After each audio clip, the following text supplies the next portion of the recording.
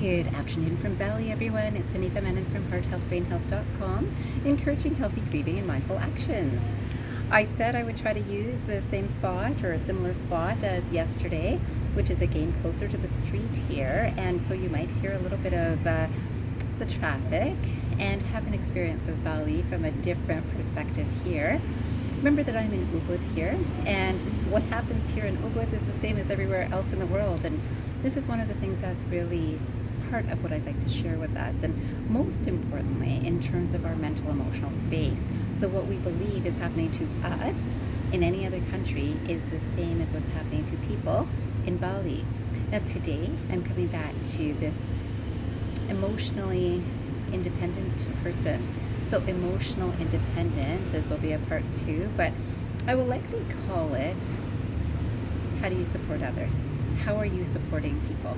So in this, I want to let you know that this same idea as the last video, which I hope that you'll reflect on the last video a little bit, which again was about emotional independence, and again, the fact that all people go through this. This is a human experience, and it's also a collective human experience, because what's happening here is happening elsewhere, and what's happening elsewhere is happening here. And this is because energetics travel very quickly. We don't need to be in a particular time or space to affect another with energy. And today I'd love for you to affect your own energy to help yourself heal and to help others heal around us. But I thought I'd give an idea or allow you to reflect on, and I hope you will do this, reflect on someone that you've been asking to do something for some length of time. Will you do this? Whatever it is. And it could be a friend, it could be a relationship, it could be a relationship meaning a parent, a child, a sibling, and again, a friend, it could be a coworker, it could be a boss, anyone. And you've been asking them to do something regularly, and they always say that they will, and then you do not see the result. And a lot of times, many people will go through these sorts of experiences, and it leads to a lot of emotional unease. And so today I wanted to talk a little bit about that, with starting with this quotation.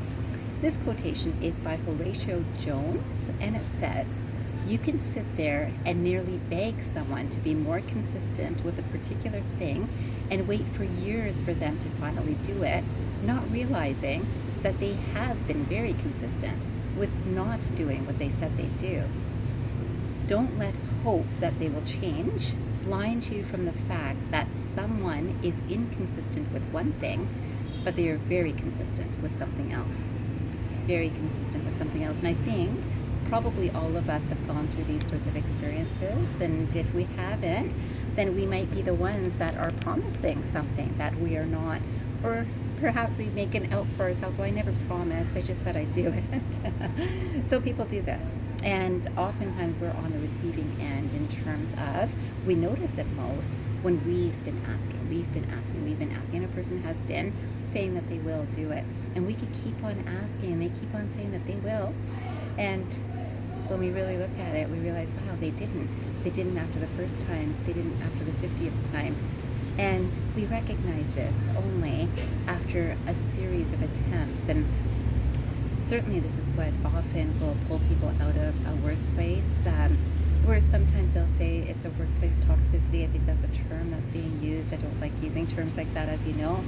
But that workplace unease that can happen because, let's say, the boss keeps on promising that there's going to be a promotion, there's going to be movement ahead in a company, and never actually delivers that promotion. It could be that a coworker says they'll finally understand what you're teaching them as you're catching them up on the position, that they're taking over for your role or part of your role to help you, but they never quite figure it out, and you've been showing and explaining, and that you see that, wow, this isn't actually changing. Now, when this happens with someone that's very close to us, so let's say it's a relationship that you're in, so again, whether it's a family relationship or it's a relationship in terms of spouses, or and when I say family relationship, of course, I'm thinking parent-child, or child to a parent, or a child from a parent, right? So a parent keeps on promising, yes, we'll go to such and such place, and we never really do. Or I definitely will call you and I'm definitely paying attention to what you're going through, but they never actually ask. And sometimes it's the child that says that I really care, but never really checks in.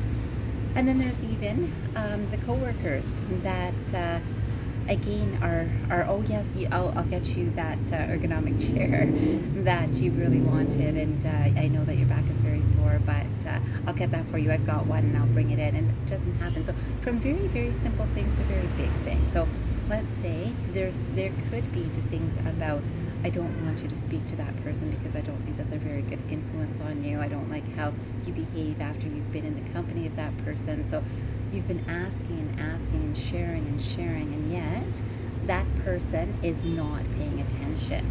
Back, kitty, back. You know I've got the kitty here again. So in this, we can see that this happens regularly in all sorts of situations. Yet, what we notice is that when we actually reflect on it, it's not being done. And usually, the first few times, go on. Yeah, he's very curious. So, we keep on asking and nothing is really changing. This is really important for us to realize that this happens in so many life situations. And again, you're going to see this kitty is going to come over here. Go see daddy. And so in this, and I'm so sorry for that distraction, I hope it hasn't thrown you off. And again, does it affect you emotionally? The topic of these videos right now. So in this, again, we know that lots of people will promise and then nothing is happening. And sometimes it seems like I've only been asking for a little while. So when we're the person who are asking, we're only asking for a little while. And then we realize that person's really busy, they've got a lot on their plates, and we can become very compassionate, or we can become very not happy. We can become angry. We can become irritated. It's like, you know how many times I've asked you to do this and you always say that you will? And of course, this is something that I hear in relationships. I've certainly experienced it for many, many people. So this is not unusual. Or someone says they're going to visit a friend and they never actually do. Or someone says they're going to visit to bring a dinner, anything, or take you out for dinner, anything that's a repeated promising after being asked. So you're asking, you're feeling that, wow, this isn't happening. So our response can be, out of emotional intelligence, is that compassionate side. Our reaction can be anger or irritability in that situation. Now, sometimes we actually say it. We're actually, you know what, I keep on asking you this and you don't do it. And we can behave in a particular way. We can storm out of a room, we can slam a door, we can do so many different things. And we can just think it. We can say, oh, I'm so proud of myself I didn't say anything. You know, how good is it of me that I didn't say anything? I'm just going to be quiet. And that's definitely better. But then we're carrying that frustration or that anger, that irritability. And if you've been watching my videos, you have some idea about my focus on energy. And energy has such a powerful effect. So again, energy comes through our thoughts. Energy comes through each word. Energy comes through each action. And our thoughts are the most powerful. Why would our thoughts be the most powerful? Because an action is done in a moment. Words are spoken in a short time. Sometimes words are repeated, but nothing close to how much time we spend thinking certain thoughts. So if I'm upset with someone, it's going to be the first time they did not follow through on something that they said they'd do. I'm thinking about it and it's like, okay, I'll let it go. Next time, until then, I'm kind of okay and waiting. But I'm kind of thinking, I wish they had done it at that time. Second time, maybe a little bit more. Well, you know, I asked you last week. And the third time, it's like, haven't I been asking you all month for this? By the time I've asked for about many times, we won't even number it, my frustration, my anger, my thoughts, my unease, my unhappiness has increased in all of that time. And in that time, that energy has been sent through me. So regardless of whether I'm saying kind words, oh, it's okay, I don't mind that you don't do it. Oh, I understand you're busy. If I'm really understanding, my thoughts change too. Oftentimes, I'm understanding to say the right things in a moment of, I can't put more on this person's plate, but I'm not happy. And so I'm holding that. So when this video is about, are we supporting people? Again, when we say that I'm trying to keep it easy on my partner, my friend, my spouse, anyone, my child, I'm trying to make it easy because I know they're going through a not easy time, but I'm carrying a resentment. Now, resentment is a high energy of not so good. So a high, I shouldn't say high, so just so you don't get confused. It's a low vibration, but it's a strong low vibration. Now, hurt or disappointment, like, oh, I really wanted them to do that. I thought for sure this time they would do that, is also a low vibration. And a lot of people think that, well, I'm not upset with them. I forgive them. It's okay. Now, if I'm hurt, that energy is also an energy that's going through my body and then affecting the other person. It could affect an entire workplace. It could affect every friend that I speak to, and without even saying any words. It's just because it's what I'm carrying of, oh yeah, I know what that feels like. No, I'm not. I won't tell you about it, but I know exactly how you feel. And then in our minds, we replay what our experience is of something similar that a friend might be sharing with us. So today, I wanted to make sure that we understand this, that first of all, there is an understanding of something, that when someone is not doing something again and again and again that's been promised, and time flies. I mean, it often doesn't fly in that moment when we're suddenly realizing that, wow, this still hasn't been done.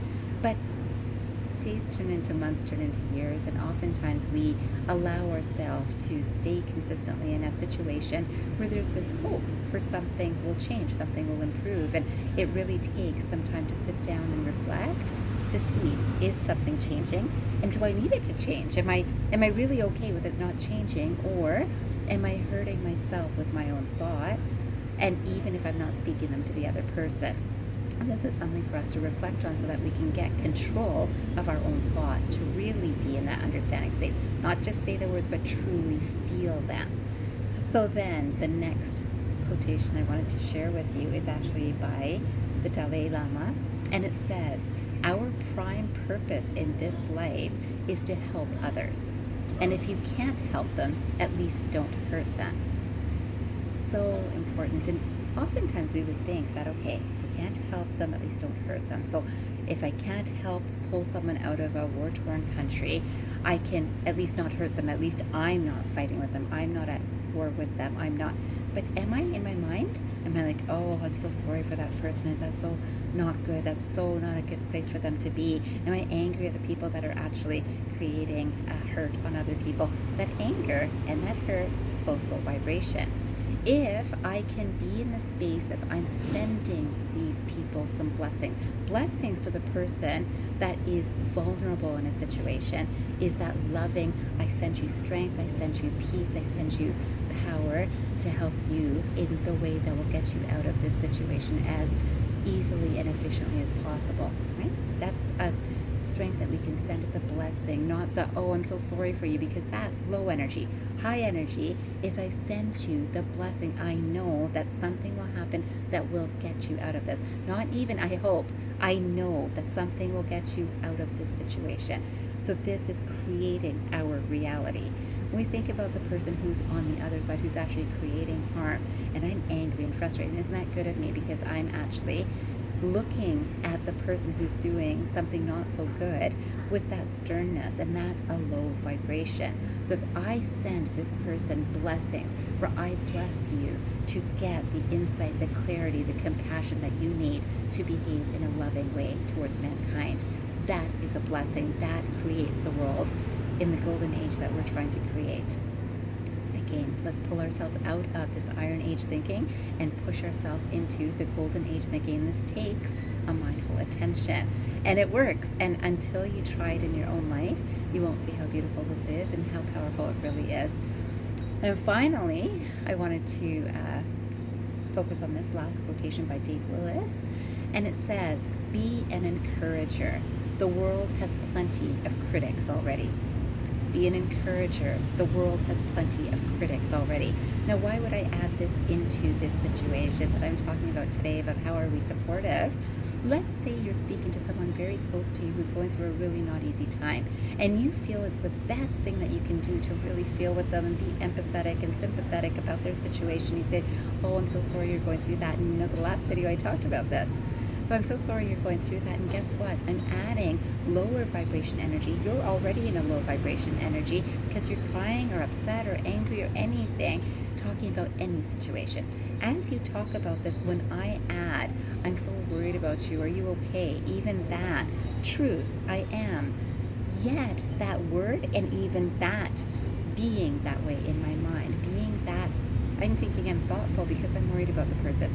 Not helpful. It's a low vibration also. If I say, I know that the right things are going to come along to give you strength. You are strong. You are powerful. You are going to get through this with flying colors. And I'm here to listen to you anytime you need to talk. That is raising a vibration. That is empowering and supporting another. If we are empowering and supporting even people who are not doing good things, again, remember that whole war situation I mentioned. This happens right in our own environment. It happens right within ourselves. Don't we go through this ourselves? Or, I wanted to say it this way, but it came out this way. I wanted to think this way, but I'm thinking this way.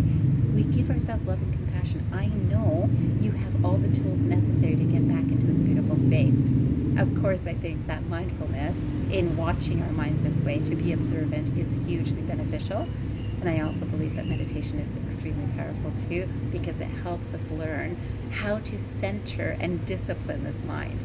We all have this mind that likes to be helpful in the ways that we've been trained socially. Let's understand energy to really help each other and really help the world move into this golden age. I wish you a fabulous day of reflecting on some of these ideas, and I hope you remember, transform your mind and transform your life. Have a great day or night, everyone.